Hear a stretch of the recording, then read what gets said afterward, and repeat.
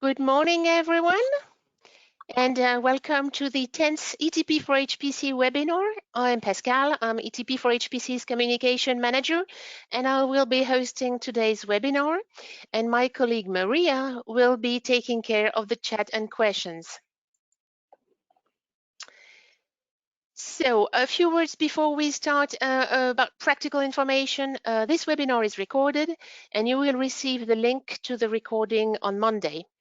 This webinar is in listen-only mode, and you can download handouts from the GoToWebinar control panel. And today we have put the slides in the handouts section, so you can get them right now. Today we will use again the Zeetings to handle questions. So you can all see the questions asked by other attendees.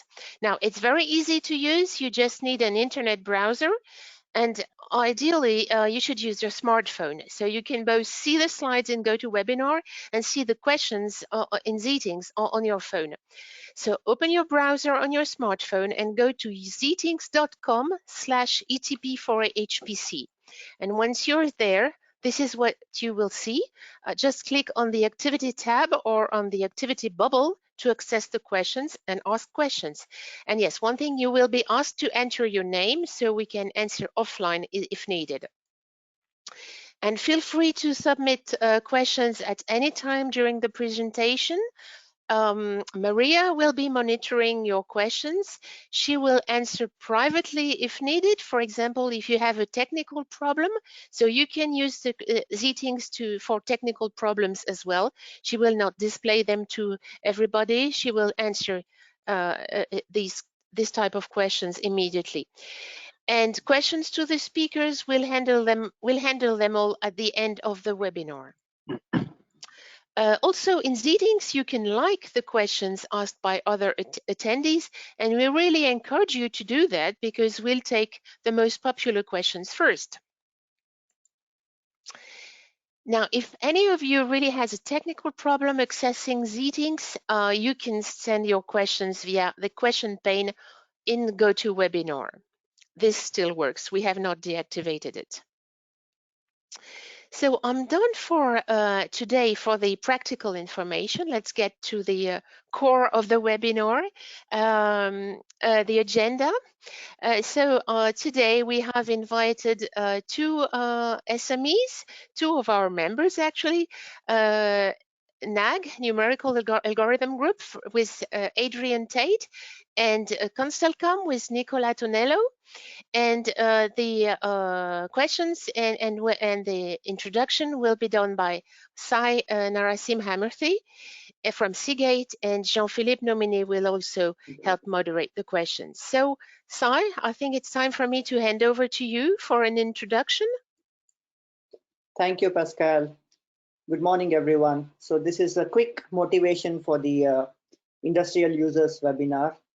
And my name is Sai Narasimhamurthy, and I'm on the steering board of the ETP4HPC. I represent Seagate, and I'm the VP of Industry and chair for the Industrial User Working Group as well. So next, Jean-Philippe, do you want to quickly introduce yourself as well?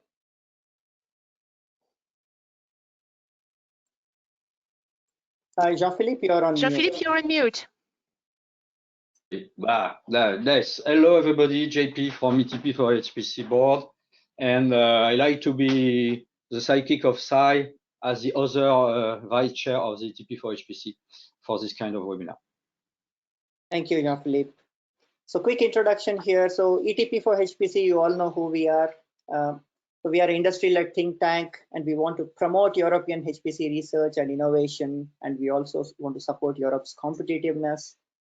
And we have a strong focus on technologies, as you know, and we want to develop a vivid HPC ecosystem all along the value chain. And ETP4HPC is a private, independent, and non-profit organization. And at this point, we have about 108 members. Correct, Jean-Philippe? 108 members.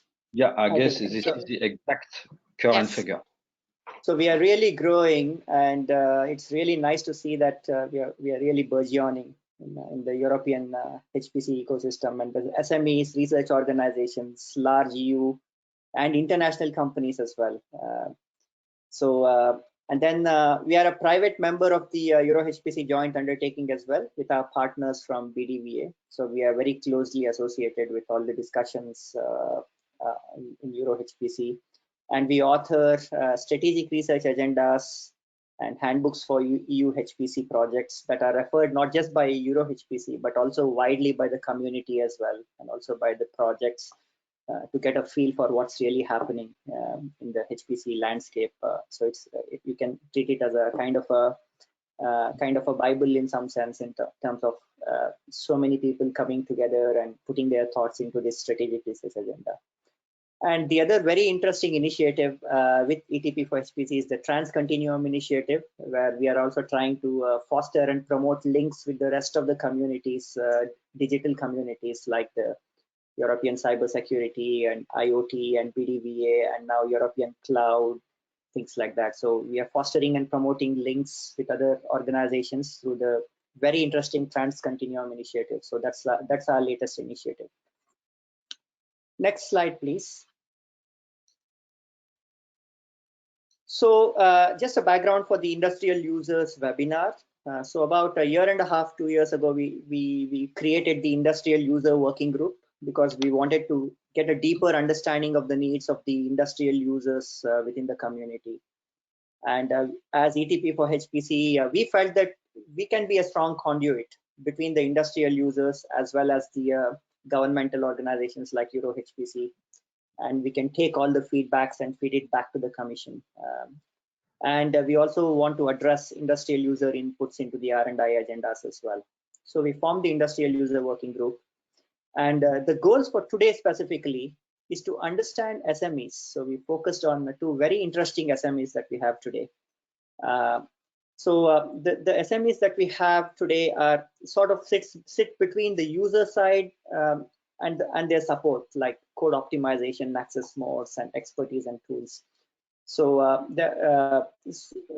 we sort of define SMEs in a fairly broad sense, and we have NAG and Constelcom, and we are very keen to listen from Adrian and Nicolas today. You know, what is your perspective on SMEs in the ecosystem, and where do you see things headed from your perspective? What are the existing pain points? And of course, we are keen to know what you do as well. It's going to be very interesting for everyone to know. So with that, Jean-Philippe, anything from your side to add to this? No, just fine. Thank you. Great. So thank you. Then I hand it over to Adrian for a quick introduction, and Nicolas for a quick introduction, and then we can go from there. Adrian. Hi, everybody. I'm Adrian Tate. I'm the CEO of NAG. I've been in that role for a year and a half, and obviously I'm focusing on NAG's overall strategy, but in particular our HPC strategy, which represents about one of three major business components at NAG. My background is pretty much all HPC.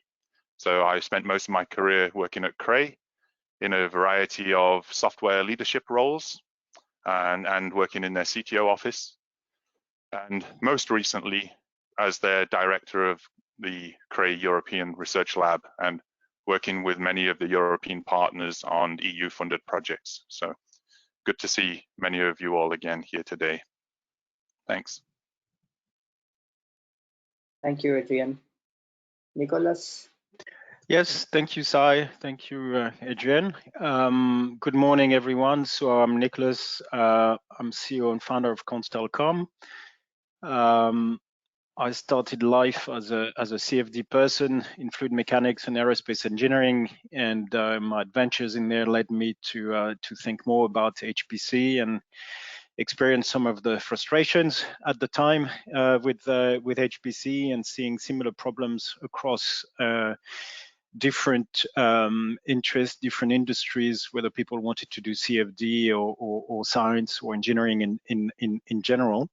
And so I created Constelcom, and we really have a mission to try to deliver HPC for all, and we focus very much on supercomputing. And we think that the success will come through fostering communities and ecosystems. So thank you very much for attending this webinar today, and thank you for ETP for inviting us. Thank you so much, Nicholas. So I think we can get started now. So yeah, go for it. Over to you, Adrian. Adrian.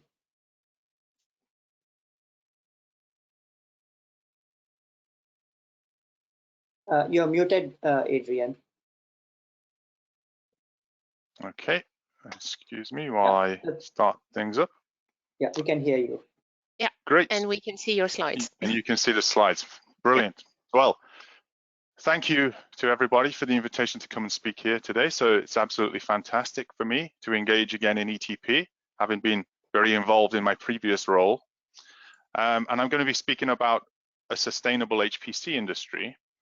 And obviously, this is a conversation that's been going on for quite a while in Europe and has led into things like the European Processor Initiative, SIPO. But today, I'm going to be given the unique perspective that I have as a CEO of an established long-time provider of HPC software.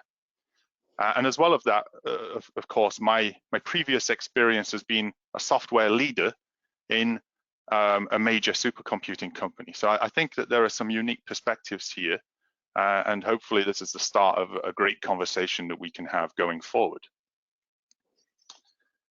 So I want to give you a very quick introduction to NAG in case you don't know who we are. We're a global software services SME. We're headquartered in Oxford, England.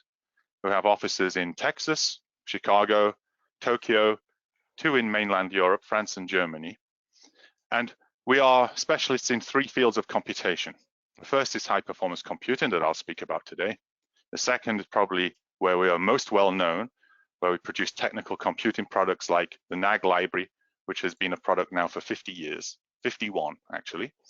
But we're well known for optimization solvers, and we have the world's only commercial Fortran compiler. We also provide computing for financial services, where we also have a mixture of products like automatic differentiation and consulting arrangements. And I'm very pleased to announce that we are in a process of opening a new set of operations in the Czech Republic. And this base in the Czech Republic is going to be where we will focus our European HPC work. So a fantastic base to be partners in any EU-funded project work or similar European activities. So to get to the question that we posed, so who wants to build an HPC industry?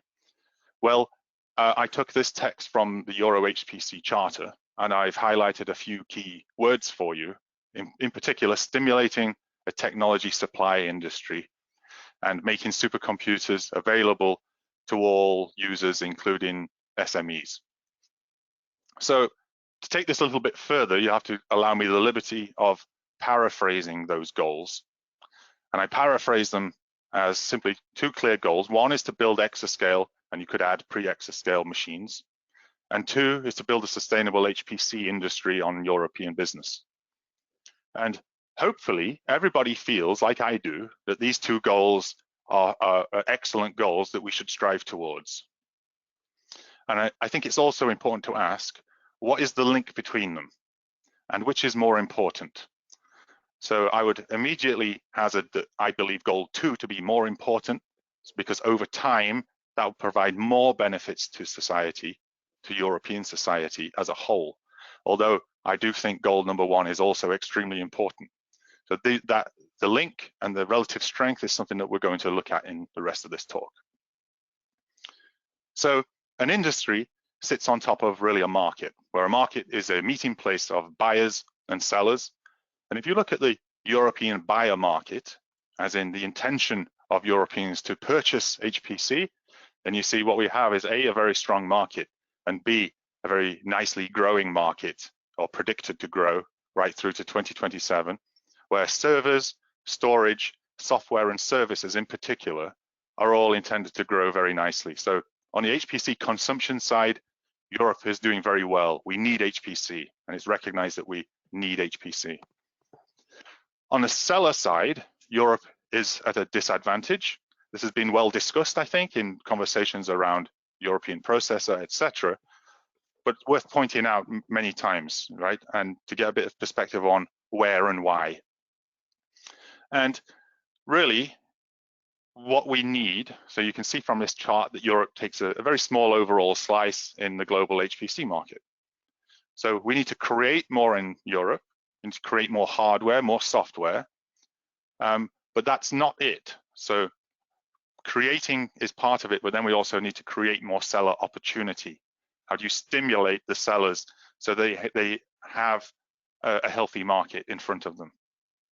If we were to do this wrong, then actually our programs could actually fund a lot of development that would go into the hands of the same people that it's always gone into, as in a very small number of big players, mostly in different continents. And that, of course, would be a great shame and would not lead to goal 2. Now, many people will say, and I would be one of them, that HPC is a lot more than a market. So HPC is about the production of technology to solve very big societal or scientific challenges. And this side of HPC has been characterized by the evolution of technology. So we've had these ongoing pushes to develop machines that are 1,000 times more powerful than their predecessors. And these are represented by the different lines on this nice chart from AMD. So in the terascale, we had in the 90s, we had a push to achieve terascale. And in the early 2000s, just slightly before 2010, we had a push to achieve a petaflop. Incidentally, my own career was very much shaped by that push for a teraflop, and I worked on very intensively worked on the first sustained petaflop machine at Oak Ridge National Lab, which is probably the biggest challenge of my career to date. But what's characterized the push since is the need for exascale, which is producing machines that can have a billion operations per second. And this is a new level of challenge, so it requires unparalleled increases in hardware and software. Now, so obviously, vast swathes of the industry are focused on this push, servicing the high end. And in terms of what that means for the industry, well, one approach is that we assume that the sort of trickle-down economics applies here. So the technologies provided for the high end will become useful for everybody without really much effort. And it's very important to answer, does that actually work? And secondly, is that the right approach for Europe? So in order to understand what we need to do to make highest quality HPC products, it's important to look at examples of that. And so here, I want to look quickly at the value proposition for a very successful product, and I've chosen the Cray XC line, which is a quite recent, very strong supercomputer produced by Cray. And the question is, what is the value proposition that would make customers want to pay slightly more for a Cray versus the competition? And many did, because for a long time Cray was dominating many of the sub-markets within HPC. And the immediate answer would be, well, that Cray has a very high-speed proprietary interconnect. But because Cray no longer exists as a company, having been acquired, we can actually be very honest about what the real value proposition is or was. And we see that it's actually a trifecta of things. So first, a very advanced software stack. Second, extremely robust, deep technical support. And third, a very innovative customer engagement model. And it's important, I think, for us to recognize that as we develop not only exascale machines, but a European HPC industry, then this important trifecta that really all focuses around customer service at some level is what we need to try to emulate. So we need to be as good as or better than the rest of the world at this customer service angle. And then focusing on software. So you could say that software is the elephant in the room of European HPC. So it's a differentiating factor in performance, but very small amounts of software are developed in Europe. So we have the NAG library, of course, and other software from my company, but we have also the Bright cluster management stack, and we have the ARM programming environment, all very, very good things. But as you look at the full stack, and I've color-coded the various sources of these components, you see a few things. The first is there is actually some scope for commercial software within there. We use it today. So that's very interesting from SMEs, of course, who tend to require that at some level. And the second is that where you see orange, this means that the vendors have actually tied up significant amounts of the value stream. So the vendors have acquired companies or built their own software development teams to the point that they now provide excellent software as a value add for the chips and networks and systems that they provide. And this is very important because as we build systems, we will of course be procuring chips, networks and systems from other countries as well. Hopefully we have as much European as possible, but it's inevitable that we will be procuring these. And when we have aspirations about needing to provide software, we have to recognize the software that looks free is not free. So that software that's developed by these large technology companies comes at tremendous cost and is developed to get the best of their hardware, but is embedded, the cost of it is embedded into the price that we pay. And so where we need to push our own software, we actually need to change the procurement model to recognize that we are actually paying for software. And in some cases, we're going to need to take that line item out and replace it with our own software purchase. It's very important that we recognize where we are paying for software and that is not hidden. So to address this question of whether trickle-down economics works in the broader HPC market, we have to take a quick look at how the exascale world or the top end may differ from the real world.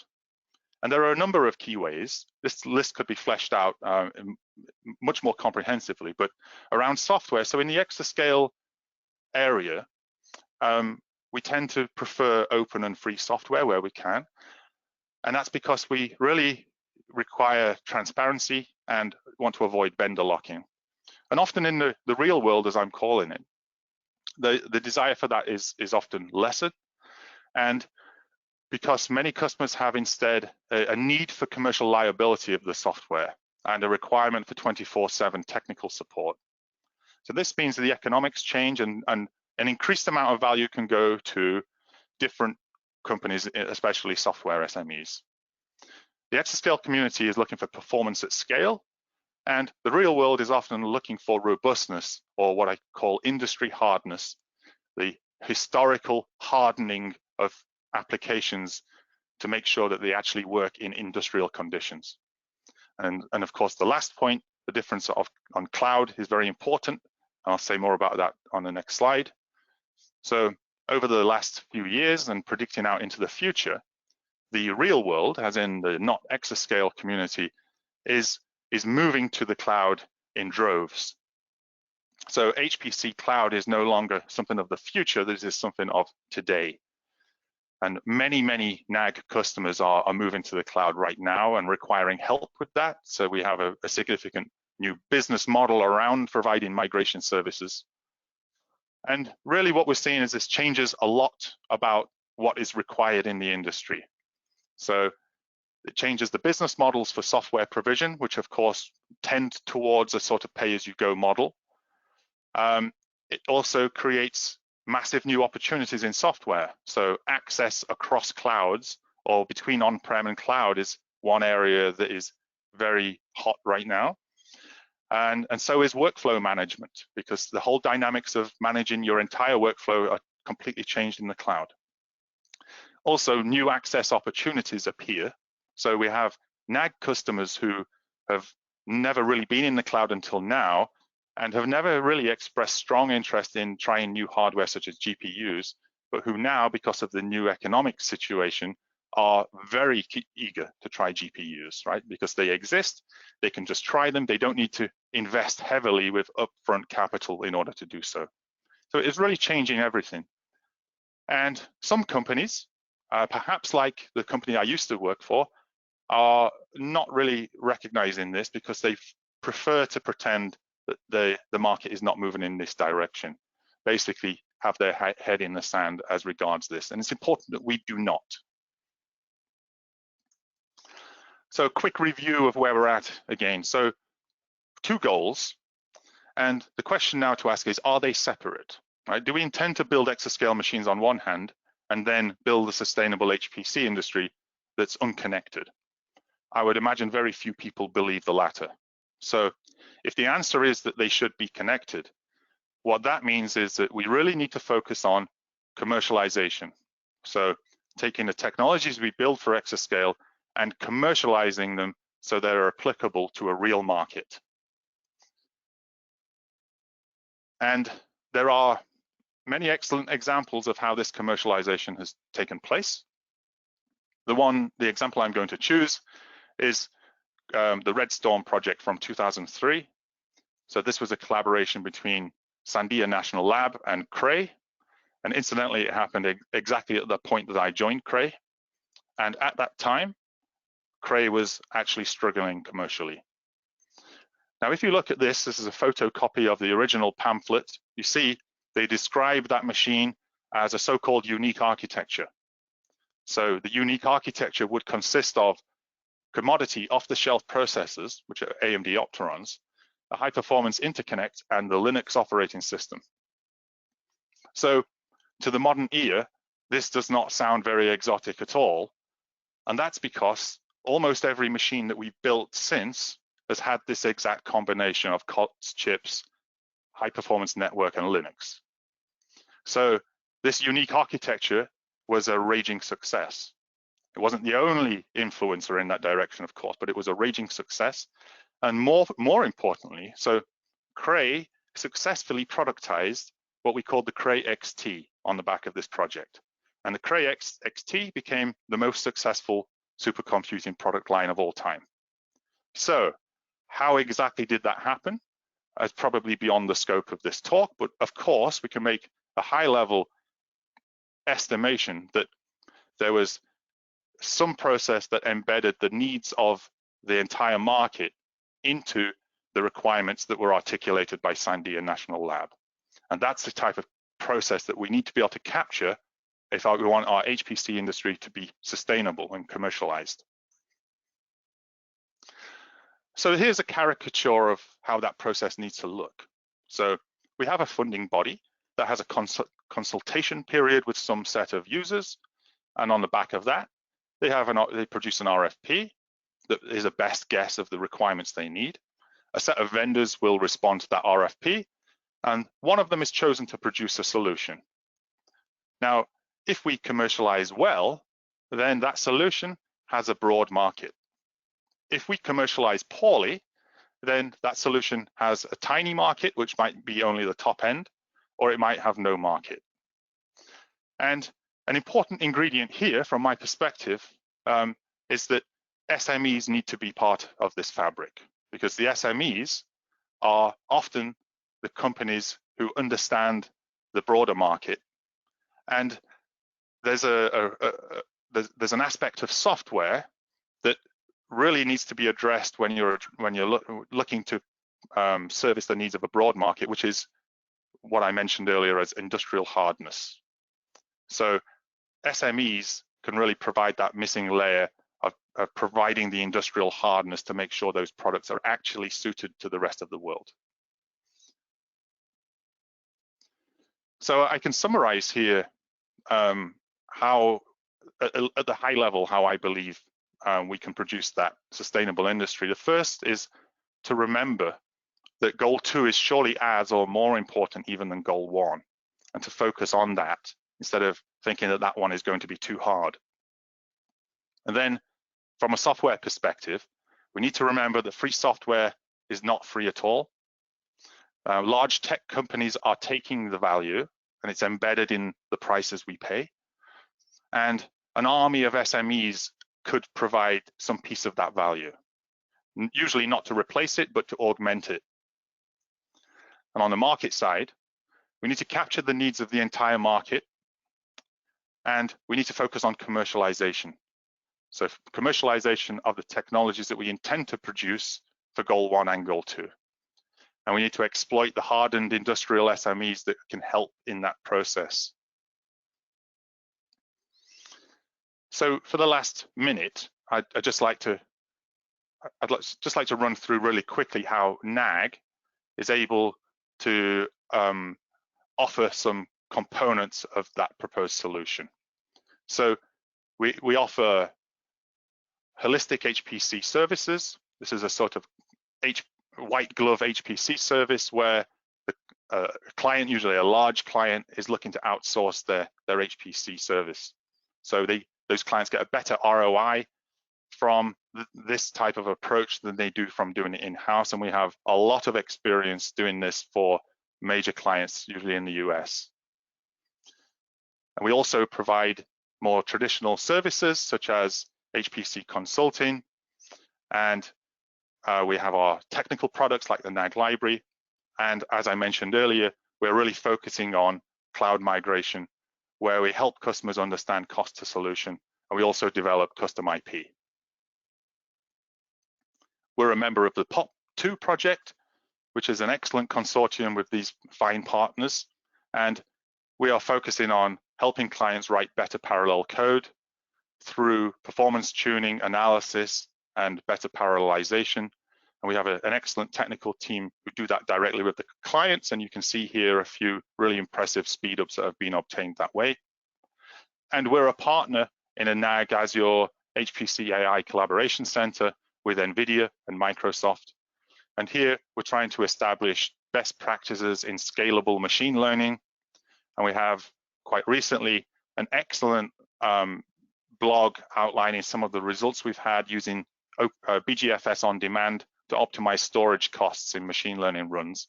And I refer you to this blog that my colleague Phil Tooley wrote for further detail on that. So I will leave you with a question. So how do we build sustainable HPC industry in the next 10 years? And I hope to have many good discussions with you on that topic. And that's the end of my talk. Thank you very much.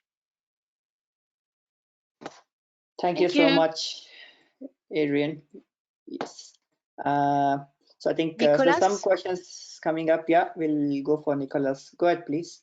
Yeah, Nicolas, are you ready to share? Yeah, I think so. Thank you. Over to you.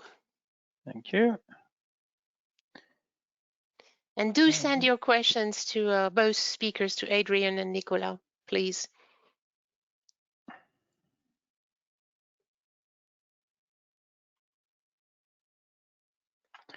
You guys can see my screen all right? Yeah, we can see your screen. Okay. It's okay. slideshow mode. Yeah, so thanks again for having us here, and excellent to listen to Adrian's presentation. Something's happened here. I can't see my presentation anymore. We can see yours. Yeah, we can see the screen. Yes, for some reason the it's obscured by.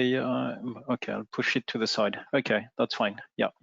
Okay, so we are Constellcom. We were founded and we started in the UK, and at present we are also opening up in the EU, partly for obvious reasons, i.e. Brexit and security, and making sure that we are able to access the markets and the funding that we want, partly because also, of course, these countries are very much of interest to us, France and the European countries in general.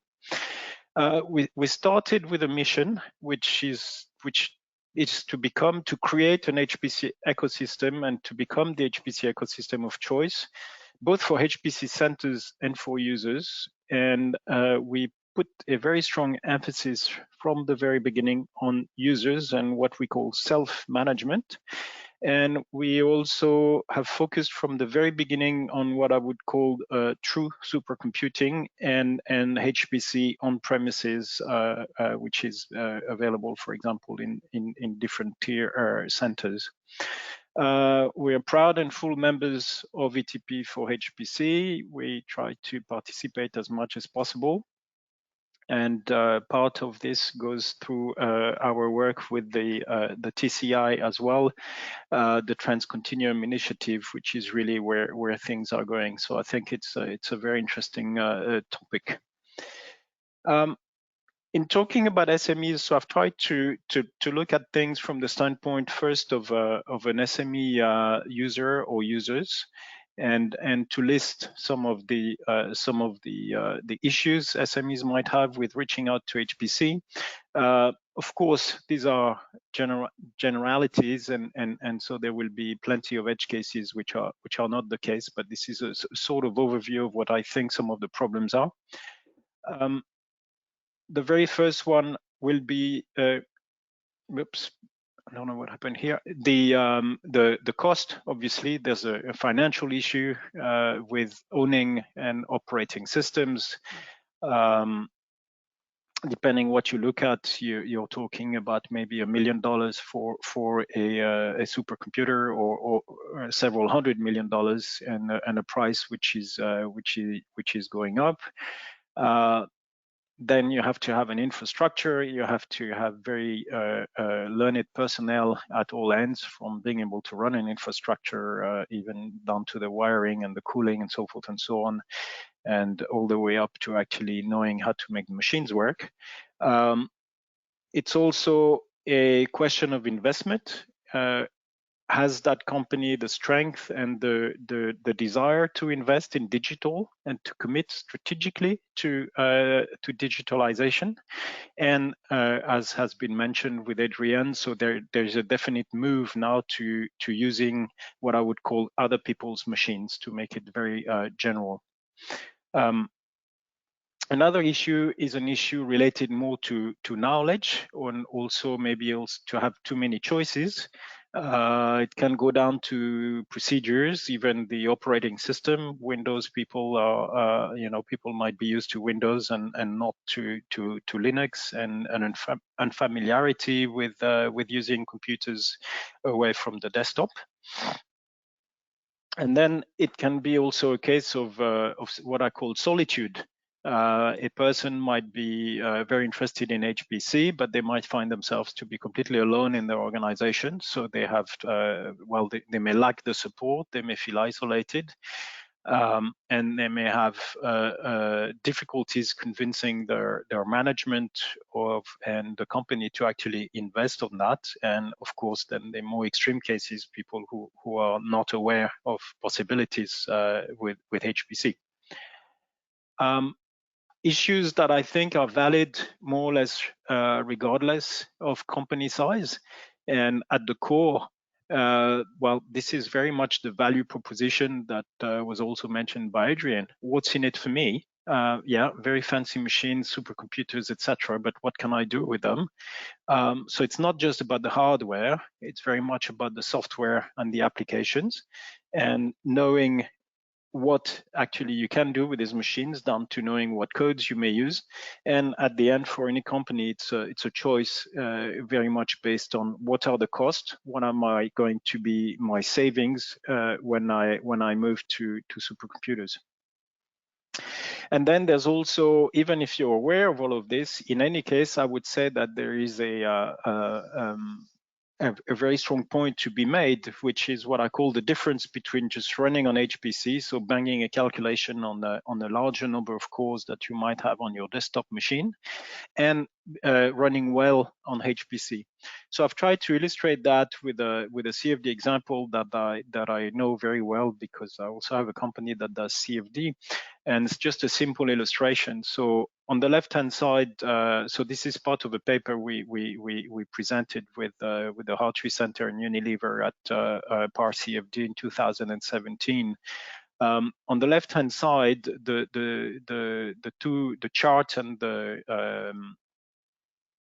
the contour picture show what is actually a filling system. So it's a fairly simple system which had just a few million cells, and we did a scale-up study with that. We used open source software, and so you can see that the scale-up was very good, and which actually surprised us because we thought, oh, this problem is too small to really get a benefit from running on a supercomputer. And then within the same context, we also tackled the problem on the right-hand side, which is far more involved. So here you're talking about a mixing vessel. So inside you have moving impellers. And then this vessel is also, so you're solving for the fluid flow, but also for the heat transfer in the vessel with conduction in the steel walls and with a cooling fluid, which is circulating in the serpentine around this system. And this was done by coupling two different codes. And this was a much larger problem in terms of size, in terms of mesh densities compared to the first one, probably 4 times larger. And you can see then when you do the scale up that actually you start tailing off more or less very similarly to the first problem. So then it's down to, well, actually, how good is your coupling? How good are the different codes, etc. So all of this to illustrate that I think you still need expertise if you want to start really using supercomputers. To generalize some of the pain points, again, talking about accessing and running on supercomputers, I think it's still true that there's a very high barrier to entry for some of the reasons that I mentioned. And as a result, it's mostly large firms or government facilities that may actually use HPC. There are accessibility challenges. There's issues of availability. There's affordability, both of hardware and of software. The way some of these things are done, the administration of HPC can sometimes look very opaque and be difficult to understand when you're coming from industry, lack of skills. There are always, and we see that across the board, security, privacy, and confidentiality concerns, and often an issue of siloing. So I've put in quotes and in italics actually a phrase which I believe I heard at one of the ETP4HPC workshops at Supercomputing 2019, which is actually, you shouldn't need a PhD in computing if you already have a PhD in chemistry and you want to get on with your chemistry research. So we designed, as Constelcom, we designed Constellation precisely to try to remove these hurdles and to open access to HPC to all people and from all background and all applications. So our approach, considering this set of issues, was to approach it from the two ends. So we seek to remove the friction between HPC centers and between users. And to do that, we address both sides of the problem to try to create a HPC ecosystems. So we serve both the centers and the users' needs. And we very much try to present on the surface, on the glass, a value proposition, not inundate people with flops and bytes, but really try to answer what's in it for me. So to do that, we think that to create a community is very important. Informing people, presenting them with visibility, empowering users as well and centers so that they can do more and they can be self-managed, and which also means that they can learn. And we have brought everything down to the desktop without forcing people to install anything, again to remove some barriers. And we conceived the platform to also be able to provide support and expertise. So I've put a bunch of tiles at the bottom as well to illustrate that the platform is application agnostic to serve all applications and industries. So from the HPC Center side, the HPC management, through the platform, you can use it to manage your resources very efficiently and to optimize resources. It's easier to create clients and to reach out to your clients. It's a secure environment. It's open to bursting, so you can include different resource if you want. There's a live usage monitoring of core hours, storage, and what users are doing. You can also handle your job prioritization if you want, and reservations. You can carry out more management accounting tasks by associating purchase orders and budgets to different projects. And you can also go directly and assist your clients. You can also manage the software that you release to clients, and this is part of keeping a hand on what your resources are used for, and making sure that you achieve optimal usage. And you can distribute your resources, but also your expertise and your tools via the platform if you have developed certain digital tools, for example. From the standpoint of users, so we want to deliver the power of HPC to people who may or may not be HPC specialists. So we have kept both sets in mind when designing the platform. And our use case example is working, giving people direct access to the resources at the Heart Center. And we are interested in opening up to different centers as well. From the platform, one of the biggest compliments we've had from corporate user was that people could get on with their jobs in 3 clicks, and we thought this is very good. This is the value proposition. This is a gain in time in doing things, and also benefiting from the power of HPC. So you can create your projects, your teams. You can of course upload and download your file and your data. Keep an eye on your jobs. Keep a full history of your job, and also interact with software directly if you want. We provide functionality to do that, and if you want, you can do your data analysis in situ without having to download your data, which I think is extremely important, because HPC can generate, of course, a lot of data, and then you may actually not have the means to exploit that. People have access to software. They can also design some apps, and they can collaborate. So to conclude the presentation, a few salient points that the team in the industry working group asked us to bring forward in terms of message, perhaps for future EU projects. In general, and that has been mentioned by Adrienne, there has been a growth in using other people's machines. Our mission is that these machines should also be supercomputers. If you're talking strictly about HPC, a high level of expertise can also still be required no matter what. Software and the hardware have to work together and be thought of together and be presented together. It's a very, very important that they are linked.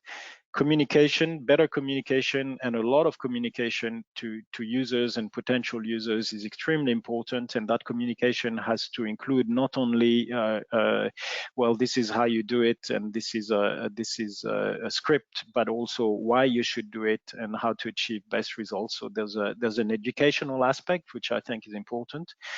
Centers should be able to accommodate different categories of users, not just the very top, but also people who may not actually be very interested in computing. They just need to use it.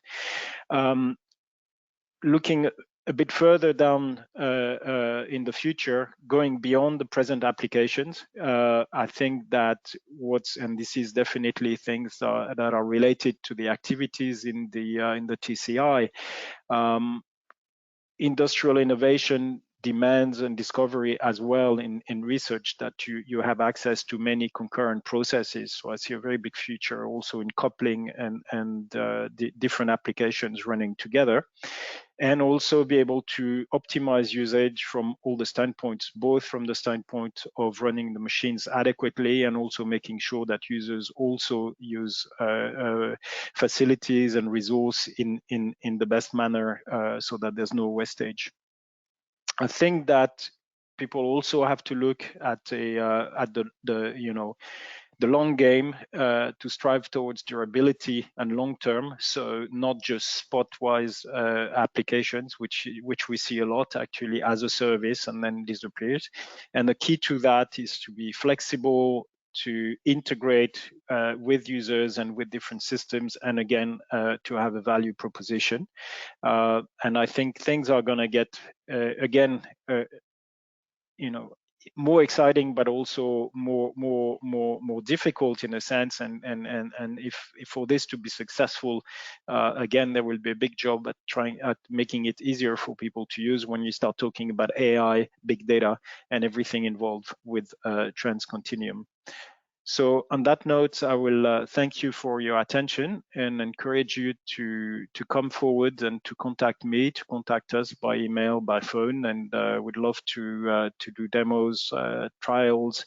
We'd like to speak to HPC centers, industrial users. If you have software and apps that you'd like to develop or anything, we're very interested in your use cases, vision for HPC, collaboration and research, and everything related to Continuum. Thank you very much. Thank you, Nicolas. So we've had some questions. So I will share them with you. Mm-hmm.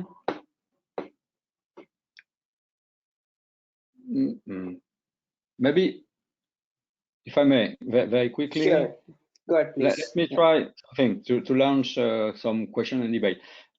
For me, third, thank you very much, Adrian and Nicolas, for the nice presentations. For me, you are a perfect illustration of which actors we need somewhere in between computing centers and resources and end users. For me, you are essential, companies like yours, for the democratization and wider use and optimal use of HPC. I've always considered, take it as an opinion, that computing centers, big ones, smaller ones alone, could not do everything when it comes to democratizing and optimizing more massive use of HPC for all the kinds of end users. So for me, you are perfect illustrations are essential actors in the area. And we need, in my opinion, such a stronger and denser sector of activity you are perfectly illustrating.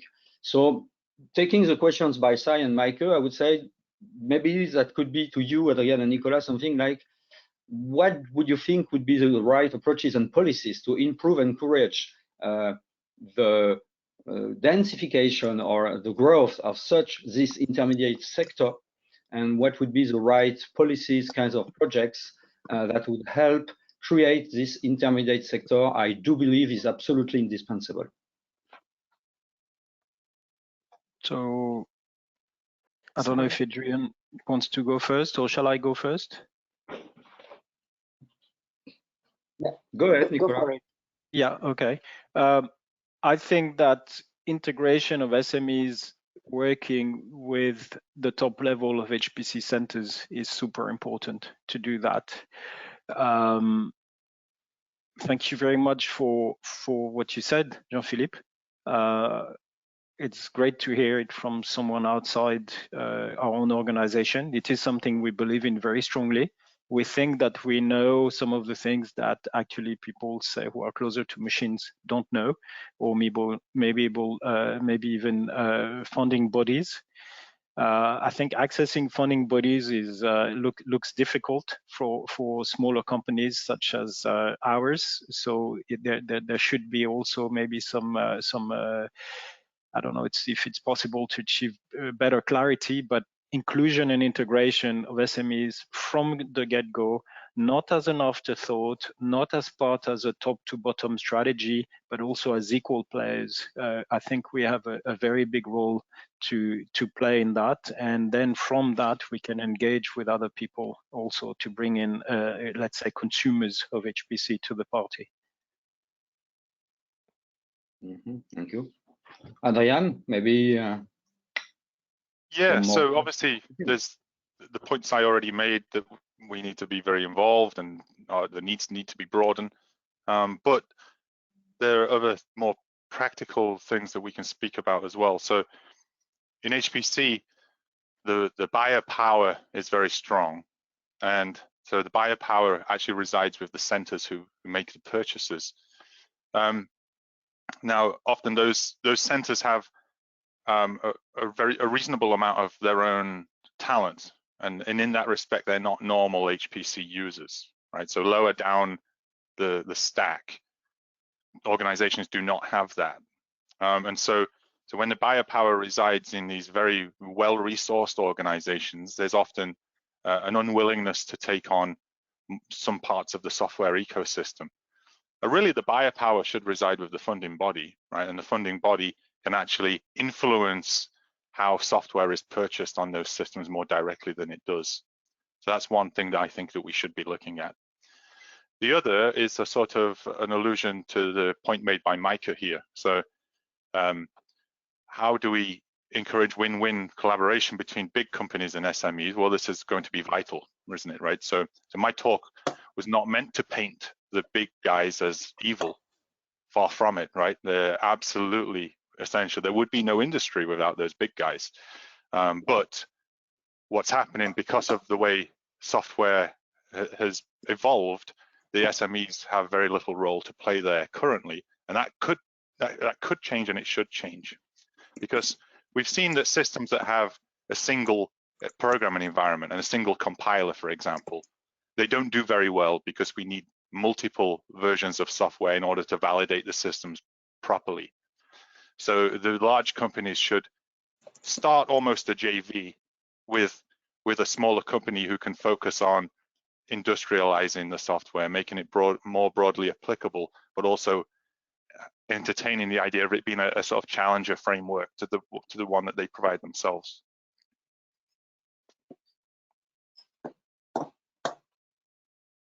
Okay, thank you. Yeah. Sai, we don't have so many other questions from the audience. Sai, please. Yes, so these are questions that we come up in conversations a lot. I mean, many people have these kind of questions, and so I just thought that this might be interesting. So in terms of like cutting edge upcoming technologies, all of us have different perspectives on things like quantum, things like hybrid architectures and things like that. But it'll be interesting to know from a SME perspective, because you are at the cutting edge of things. So what are your thoughts on the next 5 to 10 year horizon? What are the big disruptive technologies that you see coming out there, and what Europe should invest in? So I just mentioned that this might be of interest to our funding bodies as well, and also for ETP4HPC to get your perspective. So maybe Adrian, do you want to go? Yeah, I'll kick off maybe with something that some might find controversial. So I'll give the negative here. So I think quantum technologies are absolutely fascinating, and they have a real role to play. And that role for me is nothing to do with HPC, right? So the experts, and I refer to people like Matthias Treuer, are very clear on where quantum is going to be used, and that requires small data, high compute, and algorithms for which we need quadratic performance improvement. So, these are the world experts making these claims, and that really limits quantum to fields that I feel are completely outside HPC. So this is a relief for me. I won't be spending much of my time worrying about quantum. AI, a very different matter. So for me, AI is HPC in disguise. And I like to wind up machine learning friends by saying that. And here the opportunities are countless, but the model is hard, right? Because the big machine learning players are doing so much that it's very hard to keep up and to stay abreast of all the changes in that area. Thank you, Adrian. It's interesting to note your perspective on quantum, that you see is sort of a separate strand. So Nicholas, what are your thoughts? I would have jumped on AI, or rather machine learning, because speaking of talking to experts, I've been told by some very good machine learning people that actually AI does not exist at all, and we're barely doing machine learning. But likewise, machine learning is only going to be good for certain problems. But I think it's the next level up, and I see that as having, well, let's say going the machine learning way, which actually, to me, the big word is data. What do you do with this data? And I'm enormously excited about seeing when we are going to use not just one data set, but several data sets and start concatenating that and exploiting knowledge from that. I think the game will be fundamentally different. Everything with connections, with Continuum also is going to, I think, completely change the field monstrously. I don't know if it's going to push HPC completely in the background or put it in the foreground. I'm not sure. Quantum is a very exciting one. It's an interesting opinion from Adrian. I'm both fascinated but also a little bit scared about it. I do have the fear that whomever masters quantum is going to be the king of the universe, talking about crypto and such things. So, but I think it's going to be very, very interesting nonetheless. It's going to be not, maybe doing, people are talking of using it to represent molecules and that sort of thing. So there's many strands of that, and yeah, I think it's going to be a very interesting field as well. And hybrid, as has been mentioned, is definitely, that's kind of the near future stuff. That's also going to open up many more possibilities. I also think users are going to surprise us once we finally get enough people, and we get enough people on machines, because they will use machines in a ways that have not been thought of. That's what I know from my own experience in software and releasing things and thinking you've designed a product for a specific purpose, and at some point someone uses it for something very differently, which is very different, which is very exciting. Thank you. Last, we can finish with a couple of questions, and thanks for asking them. Just on this quantum and HPC combination, Nicolas, you made a quick comment. Any extra comment you wanted to make, Adrian, on that? The question from Jean Vermorel. What do you think of quantum and HPC combination? An extra quick comment on this? I think I sort of commented already, right? But I don't know of a use case for quantum and HPC. So I'm very happy to be educated. But yeah, I'm not losing sleep on quantum. So if I may, let me a page of advertisement. We hope to start soon, SEA, but many other friends over Europe, Julish and others, a project on this, on quantum and HPC combination, starting later this year, hopefully. So we hope to be able to learn more and tell more in some time about that. We would like to start exploring this more practically. HPC QS would be the name of the project. So more to come. This would be a nice topic for next year, maybe. And last question. Sorry, I was just going to add a comment. There might be an interesting side angle to that as well, is that apparently quantum, by pushing certain algorithm, has actually also spurred new research in old algorithm, and some of them have been vastly improved. So quantum is kind of pushing classical algorithms as well, and that might also have applications in HPC. Yeah, good point. Fully agree. Thank you. So I suggest maybe we go to the last question from Mark Derken. Yes, please, because we are already over and time. Then we would be finished. So everybody, I guess, can read that. It's about the limiting number of SMEs taking advantage of HPC, coming from the lack of clarity of the business advantage model and the return on investment. So maybe if you have a last comment, Adrian, Nicolas, on this. Yeah, well, in a sense, my talk was all about SME ROI, right? From a slightly different perspective, but it's sometimes quite difficult to see the ROI even in the presence of public funding, because what we produce sometimes is not completely applicable to the broader market. Now, this point is slightly different. Usage of HPC, also we are struggling in terms of ROI. And yeah, that doesn't surprise me either.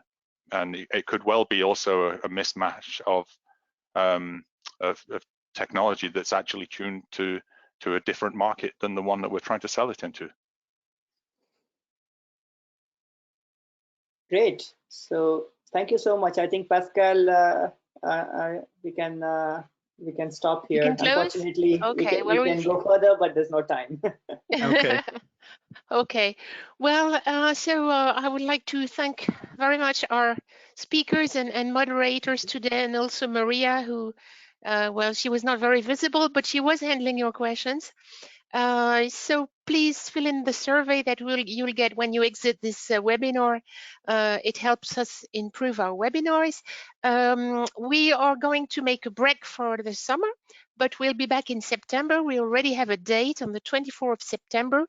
And this time we will address a Continuum initiative use case about urban air pollution. So you can already register to save the date in your calendar. It's already available. So thanks to you all for attending this webinar, and see you again in September. Bye-bye. Thank you you very so much. much. Thanks, Bye. everyone. Bye. Thank you, everybody. Bye. Cheers. Nice talking to Bye you. bye.